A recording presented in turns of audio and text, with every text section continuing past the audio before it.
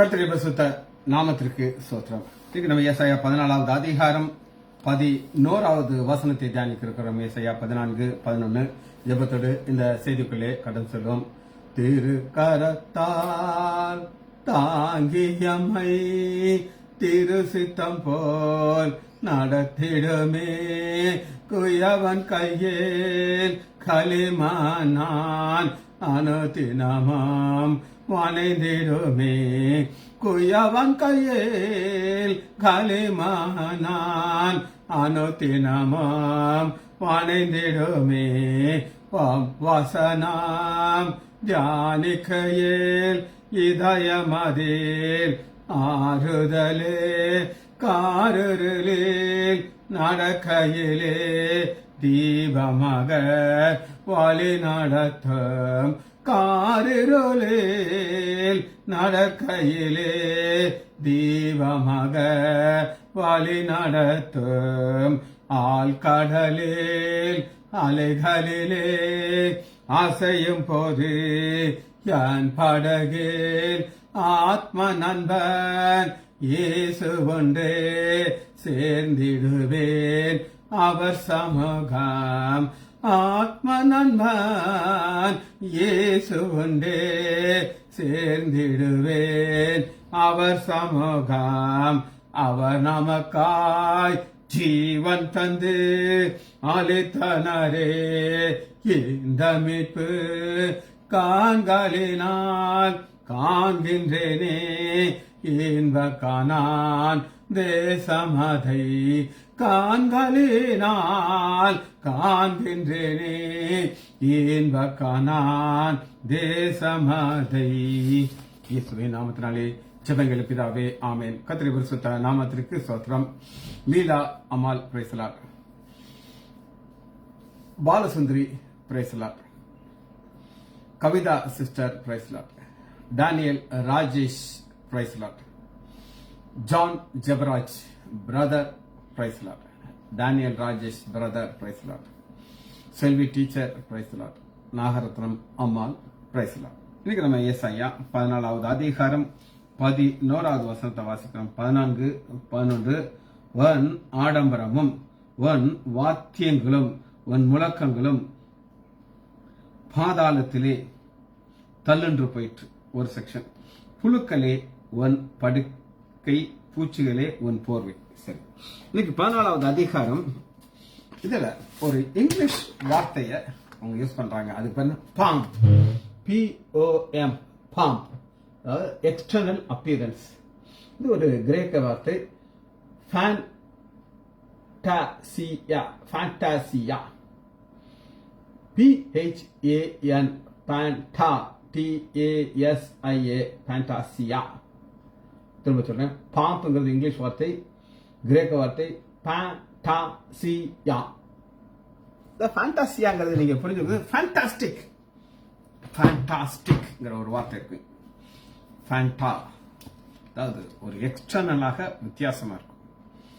எந்த நாளும் அதை எக்ஸ்டர்னலா பியூட்டி பண்ண முடியுங்கிறதுக்கு ஒரு லிஸ்ட் இருக்குது. உன் ஆடம்பரம், ஏசாயா 14வது அதிகாரம், ஆடம்பரம், உன் வாத்தியங்களின் முழக்கம், இதெல்லாம் தான் ஃபேண்டாசியா, அப்பியரன்ஸ். ஒரு தன்னை பணக்காரன் என்று காட்டுகிறதுக்கு இந்த மாதிரி ஒரு காஸ்ட் அவர் வாட்சை கட்டிக்கிறார். நிறைய மோதிரங்கள் இருக்கும், கழுத்துல ஒரு பெரிய செயின் இருக்கும், இந்த மோதிரத்திலையும் வைர மோதிரங்கள் எல்லாம் போட்டிருப்பார். அது நான் என்ன சொல்லுவேன் அப்படின்னு நீங்க கேட்டீங்கன்னா, ஆண்டவர் கொடுக்கும்போது அதை நீங்க யூஸ் பண்ணிக்கணும். நான் ஒரு நாள் ஒரு மோதிரம் போட்டிருந்தேன். ஒரு முஸ்லீம் சகோதரி என்னை பார்த்துட்டு, எங்களுடைய குரான் படி ஆண்கள் இந்த மாதிரி போடக்கூடாது அப்படின்னு அந்த பொண்ணு சொல்லிச்சு. என்ன ஆண்டவராகி இயேசு கிறிஸ்து எனக்கு கொடுத்திருக்கிறார், அதனால நான் உன் சட்டத்திற்கு நான் கீழ்ப்படிய மாட்டேன் அப்படின்னு சொல்லிட்டு, எனக்கு கொடுத்திருக்காரு, நான் போட்டிருக்கேன், நான் இதுக்கு உன் சட்டத்துக்கு கீழ்ப்படியும். சரி, இது ஒன்று பார்த்தோன்னா ஷோ. இந்த ஷோவை நம்ம புரிந்து கொள்றதுக்கு அப்போஸ்தலர் 25வது அதிகாரம் 23வது வசனத்துல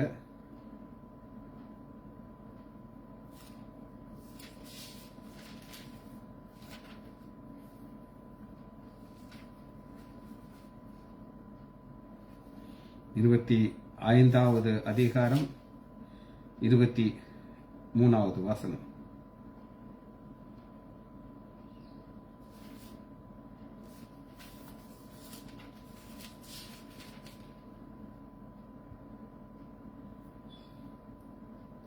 இருபத்தி 25 23 எடுத்துக்கோங்க. நீங்க ஷோ என்ன அப்படின்னு கேட்டீங்கன்னா, இப்ப பவுல கொலை செய்யறதுக்கு ஒரு கூட்டத்தார் ரெடி ஆயிட்டாங்க. அவங்க என்ன சொல்றாங்கன்னா, பவுல கொலை செய்யறத நாங்க தூங்கவே மாட்டோம், தண்ணியும் கொடுக்க மாட்டோம் அப்படின்னு வரையக்காம நிற்கிறாங்க. அந்த நியூஸ் பவுலுடைய கேப்டனுக்கு போகுது. அப்ப அவர் என்ன சொல்லுகிறார் அப்படின்னு கேட்டீங்கன்னா, பின்பு அவர் 100க்கு அதிபதி 2 பேரை அழைத்து செஸ்ரியா பட்டணத்துக்கு போகும்படி 200 காலாட்படை, 70 குதிரை வீரர்கள், 200 ஈட்டிக்கார், ராத்திரி 3ஆம் நிலையில ஆயத்தப்படை. இத அந்த ஆத்தர் எப்படி சொல்றாரு அப்படின்னு கேட்டீங்கன்னா, இதை எப்படி இணைக்கிறாரு அப்படின்னு கேட்டீங்கன்னா, ஒரு ஷோ, இத்தனை பேருக்கு ஒரு ஆளுக்கு சேஃப்டி, ஒரு ஆளுடைய பாதுகாப்புக்காக இவ்வளவு பெரிய படை ஆண்டவர் கிளப்பி கொண்டு வருகிறார். அப்போஸ்தலர் 12வது அதிகாரம் ஷோக்கு பிரமாதமான ஒரு காரியத்தை உங்களுக்கு காட்டுறேன். 12:21 குறித்த நாளில் ஏறுவது ராஜ வஸ்திரம் தரித்து கொண்டு.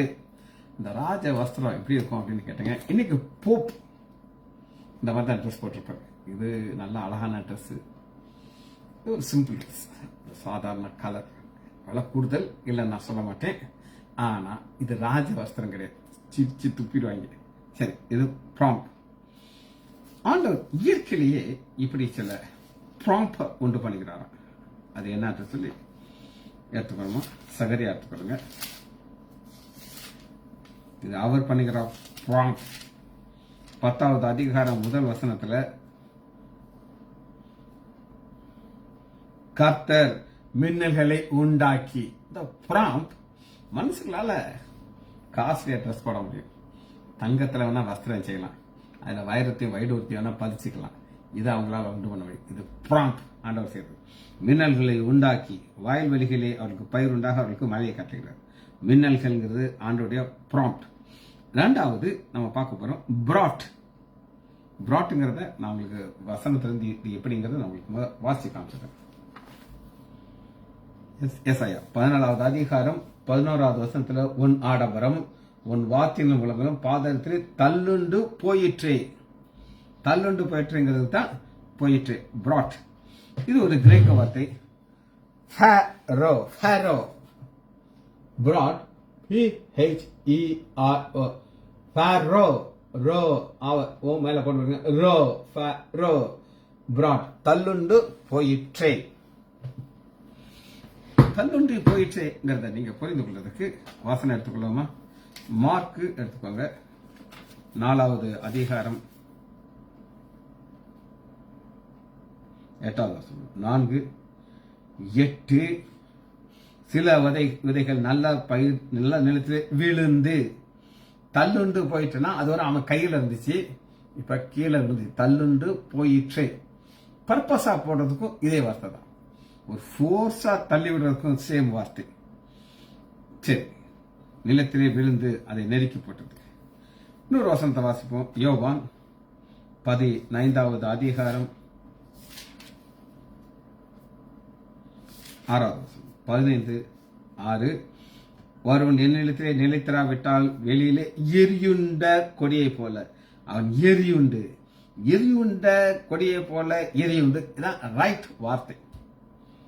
தள்ளுண்டு போயிடுச்சு, ரைட். 3வதாக கிரேப், பாதாளம். பாதாளத்துக்கு ஒரு கிரேக்க வார்த்தை மீயான்.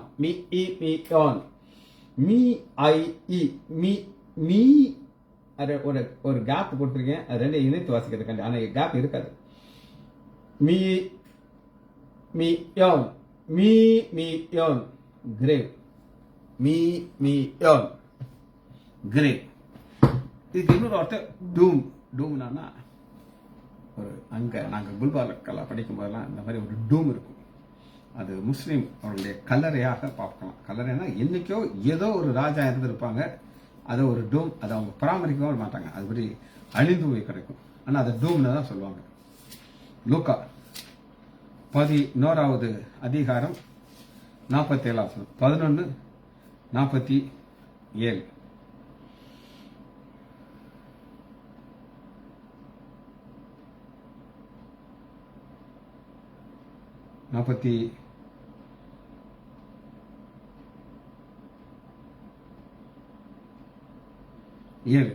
உங்களுக்கு ஐயோ, லூக்கா 11:47, உங்கள் பிதாக்களை கொலை செய்த தீர்க்கதரிசிகளுக்கு கல்லறைகளை கட்டுகிறார். இந்த கல்லறையை தான் நம்ம பார்க்கிறோம்.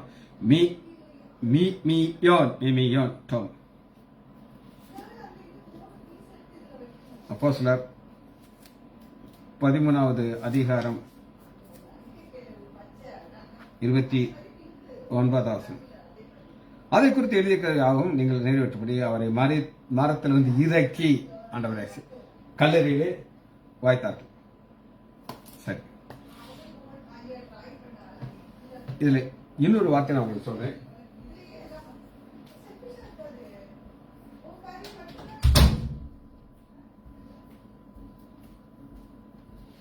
இன்னொரு வார்த்தை அதுக்கு சேர்த்து உங்களுக்கு வாசி காட்டுறேன்.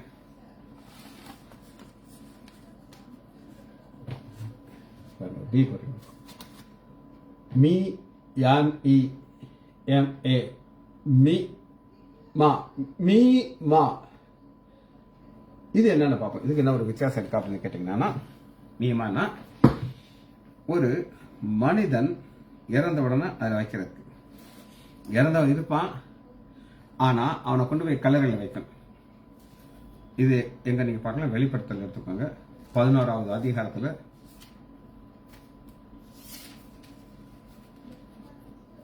11:9.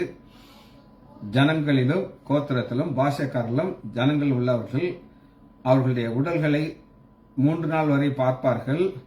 அவருடைய உடல்களை கல்லறையில் வைப்பார்கள். உடல்கள் கல்லறைன்றது அந்த உடல் சேர்ந்து அது வரும்பொழுது என்ன வார்த்தை சொன்னா, மீ மா மீ மா. ரைட். மார்க்கு 5வது அதிகாரம்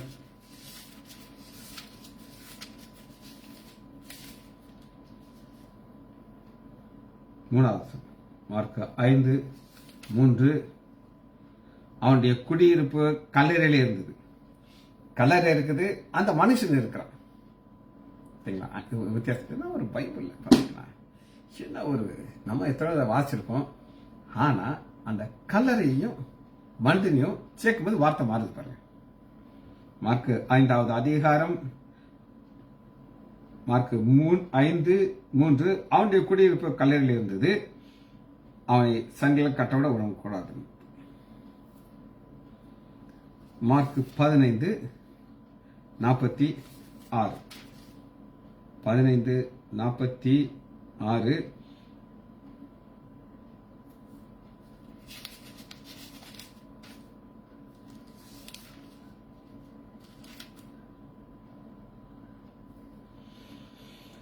அவன் போய் மெல்லிய துப்பாட்டியை வாங்கி அவரை இறக்கி அந்த துப்பாட்டியை சுத்தி கண்மையில் வைத்த கல்லறை வைத்து, சரீரம் இருக்குது, கல்லறை இருக்கு. அப்ப மாறி சரி, கடைசியா ஒரு வார்த்தையை பார்த்து இதை நம்ம முடிக்க இருக்கிறோம். அது வாம் புழு. புழுக்கு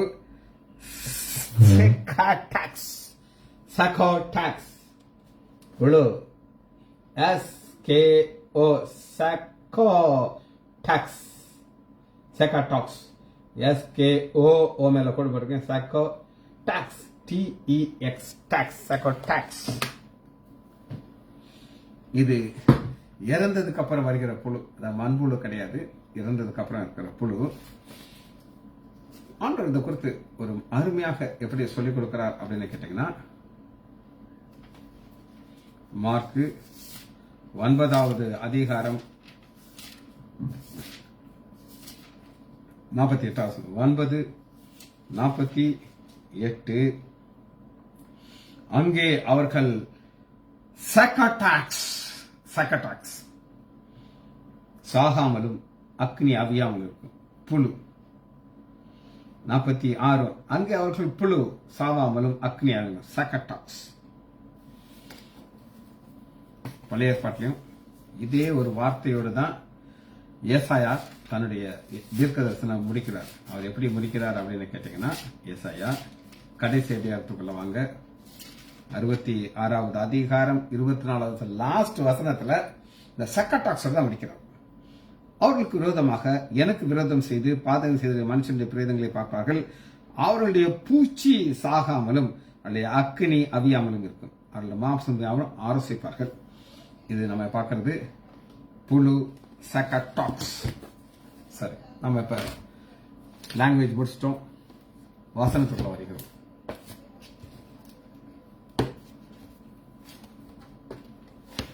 அது பாம்ப், ஒரு டெக்கரேஷன். இந்த டெக்கரேஷன்ங்கிறது நம்ம இதை ஆரம்பிக்கிறோம். இந்த டெக்கரேஷன்கிற ஒரு ப்ராம்ப் எங்க பார்க்கலாம் அப்படின்னு கேட்டீங்கன்னா, ஏசாயா 21வது அதிகாரம் 4வது 21:4. என் இருதயம் திகைத்தது, திகில் என்னை திகைத்தது, எனக்கு இன்பம் தந்த இரவு பயங்கரமாச்சு. இன்பம் தந்த இரவு அப்படின்னா என்ன அர்த்தம் அப்படின்னு கேட்டீங்கன்னா, ஒரு வாழ்க்கை இன்பமாகவே போயிட்டு இருக்குது. பந்தாவாக ஒரு பெரிய ஒரு ரிச்னஸோட வந்துட்டு ஒரு பல சம்பவங்கள் நான் சொல்ல முடியும். ஒரு சம்பவத்தை சொல்றேன். ஒரு பெரிய ஒரு ரவுடி, அவன் கழுத்துல பார்த்தீங்க, அவன் ஸ்பெஷாலிட்டி என்ன அப்படின்னு கேட்டீங்கன்னா, அவன் போட்டிருக்கிற கோல்டு எத்தனையோ கிலோ தங்கம் இருக்குமா. கையில காப்பு செயினா போட்டிருப்பான். கட்ட பஞ்சாயத்து ரவுடித்தனம் எல்லாம் பண்ணி பணம் சம்பாதிச்சான். என்கவுண்டர்ல அவனுக்கு கொண்டாங்க. அவன் இந்த ப்ராம்ப் எல்லாமே எனக்கு இன்பம் தந்த இரவு பயங்கரமாயிற்று. பந்தியை ஆயத்தம் பண்ணுங்கள், ஜாமக்காரர்களை வாயுங்கள், புசியுங்கள், கொடியுங்கள், பிரபுகளை எழுந்து பரிசுகளை எண்ணெய்களை பூசுங்கள். இதுதான் ஆண்டவர் ப்ராம்ப்ங்கிறத வச்சிருக்கிறார்.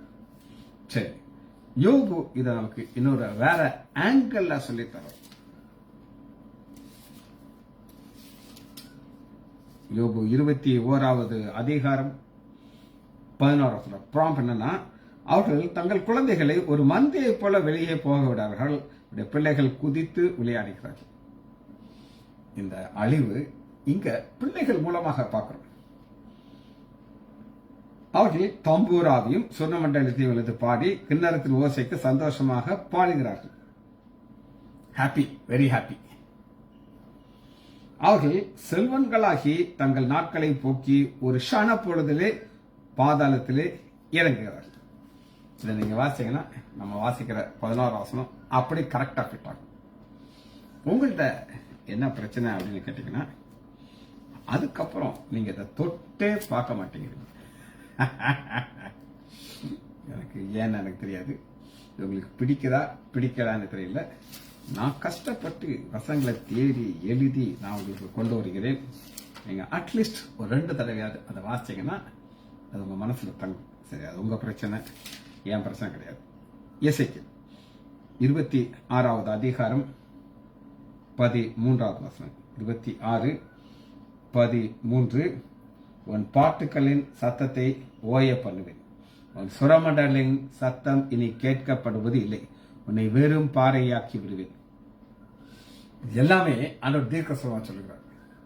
நீ ஒரு வாழ்க்கையை வாழ்ந்துட்டு இருக்க, மேலம் பாதாளம், டாங் டாங், டான்ஸ் டான்ஸ் டான்ஸ் டான்ஸ். ஆனா ஒரு நாள் நான் அதை இல்லாம ஆக்கி விடுவேன். எசேக்கியேல் 32வது அதிகாரம்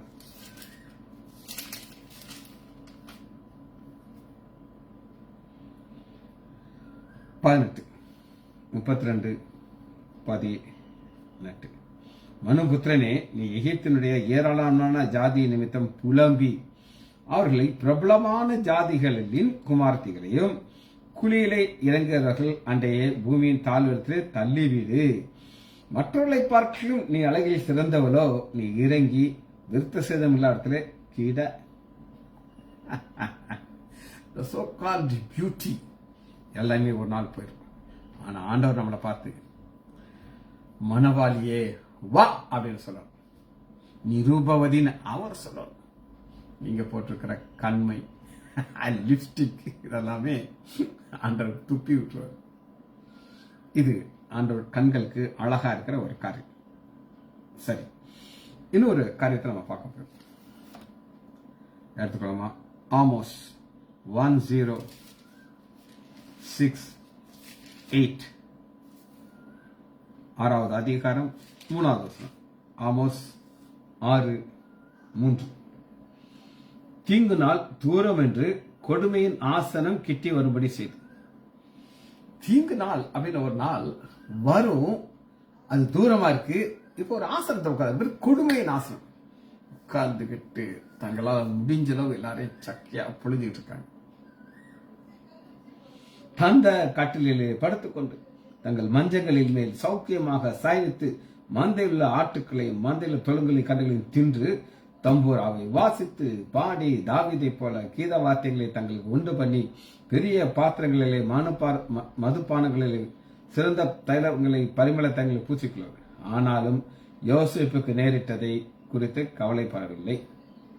நிறைய வாசிப்பேன். எனக்கு சில இப்ப ரீசெண்டான பல வருஷம் ஒரு பாரம், என்னுடைய மரணத்துக்கு முன்னாடி ஒரு சிலருக்கு சில நன்மைகளை செய்யும் ஒரு ஆசை. நான் என் மண்டையை போடுறதுக்கு முன்னாடி ஒரு சிலருக்கு நான் உதவி செய்யும். இந்த இருதயம் நமக்கு வரணும். ரைட். இப்ப 2வது செக்ஷன் worms, புழு. புழுவை நம்ம வாசிட்டு 2வது போகிறோம். 11வது வசனம் செகண்ட் பார்ட் பாருங்க. புழுக்களே உன் படுக்கை, பூச்சிகளே உன் போர்வை. இதுவரை இருந்த ஆடம்பரம் எல்லாம் போய் ஆண்டவர் ஒரு ட்ரெஸ் கொடுக்கிறார். அந்த ட்ரெஸ்ஸுக்கு பேரு புழு ட்ரெஸ். இத மிக அருமையாக யாரால தான் இதை நமக்கு சொல்லிக் கொடுக்க முடியும் அப்படின்னா யோபுவால தான் சொல்லிக் கொடுக்க முடியும். யோபு 17வது அதிகாரம் 17-13. அப்படியே நான் காத்து கொண்டிருந்தாலும் பாதாளம் எனக்கு வீடாயிருக்கும், இருள் என் படுக்கையை போடுவேன். அழிவை பார்த்து நீ எனக்கு தகப்பன் என்பேன், புழுக்களை பார்த்து நீ என்னுடைய தாய், என் சகோதரி என்பேன். எந்த அளவுக்கு அந்த ஆயத்தமா இருக்காரு பார்த்தீங்களா? அங்கதான் நான் போவேன், அங்கதான் என் படுக்கை இருக்கும். என்னுடைய அம்மா அப்பா பூமியில கொடுத்த அம்மா அப்பா கிடையாது, இதுதான் என் கூட இருக்க போறாங்க. என்னை திம்பாங்க, ஆனா என் கூட இருக்க போறாங்க. தாய் தகப்பன்கிறார். என் நம்பிக்கை இப்பொழுது எங்கே? நான் நம்பியிருந்ததை காண்பது யார்? அது பாதாளத்தில் காவலுக்குள் இறங்கும். இப்பொழுது தூளிலே ஏகமாக இளைப்பாறுவோம். ஏகமாக இளைப்பாறுவோம்னா அதுதான் ரெஸ்டிங் பிளேஸ். அந்த ரெஸ்டிங் பிளேஸை குறித்து மிக அருமையாக சொல்லுகிறார். யோபு 24வது அதிகாரம் 19 24-19. வறட்சியும் உஷ்ணமும் உறைந்த மழையும் பட்சிக்கும். அப்படியே பாதாளமானது பாவிகளை பட்சிக்கும். பாதாளமானது பாவிகளை, பாதாளத்தினுடைய வல்லமைக்கு நம்மளை மீட்கிறது தான் ஆண்டவராக இயேசு கிறிஸ்து இந்த பூமிக்கு வந்தார். நமக்கு ஆக்கினி தண்டனை கிடையாது.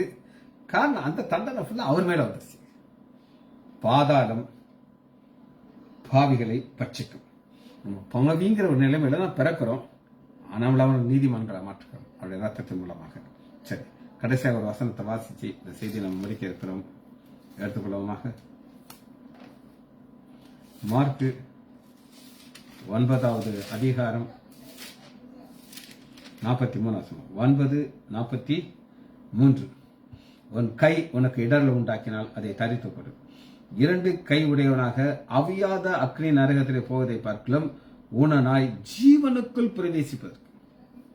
45வது ஜீவனுக்குள் பிரவேசிப்பதற்கு. 47 தேவனுடைய ராஜ்யத்துக்குள் பிரவேசிப்பதற்கு. 3 பிரவேசத்தை கொடுத்து நான் பார்க்கிறேன். 1 மார்க் 9வது அதிகாரம் ஜீவனுக்குள் பிரவேசிப்பது. புழுக்கு கிடையாது, பாதாளத்து கிடையாது. 45வது வசனம் ஜீவனுக்குள் பிரவேசிப்பது. 47 தேவனுடைய ராஜ்யத்தில் பிரவேசிப்பது. கண்ணு தேவையில்லை. இந்த கண்ணு மாமிச கண்ணு. அங்க ஆண்டவர் தன்னுடைய கண்கள் போல் நாம் மாற்றுவோம். ஜெபிச்சு முடிப்போமா? மகா இரக்கமும் கிருபையுமுள்ள பிதாவே, உம்மை துதிக்கிறோம் ஐயா. வேதத்தின் ஆழத்தை எங்களுக்கு போதிக்கிற தேவ பரிசுத்த ஆவியானவரே, உம்மை துதிக்கிறோம் ஐயா. எத்தனையோ காரியங்களை நாங்கள் புதிதாக கற்றுக்கொள்றதுக்காக நன்றி. பரத்தில் இருந்து கொடுத்தாலே வெளியே ஒருவனும் ஒன்றை பெற்றுக்கொள்ள முடியாது என்று வேதம் திட்டமாக சொல்கிறார். இந்த ஆசீர்வாதங்கள் பரத்திலிருந்து எங்களுக்கு தந்ததுக்காக நன்றி. பிள்ளைகள் ஒவ்வொருவரையும் என் ஆண்டவராகிய இயேசு கிறிஸ்துவின் நாமத்தினாலே ஆசீர்வதிக்கிறேன். இயேசுவின் நாமத்தினால் ஜெபங்கள் பிதாவே. ஆமீன், ஆமீன், ஆமீன்.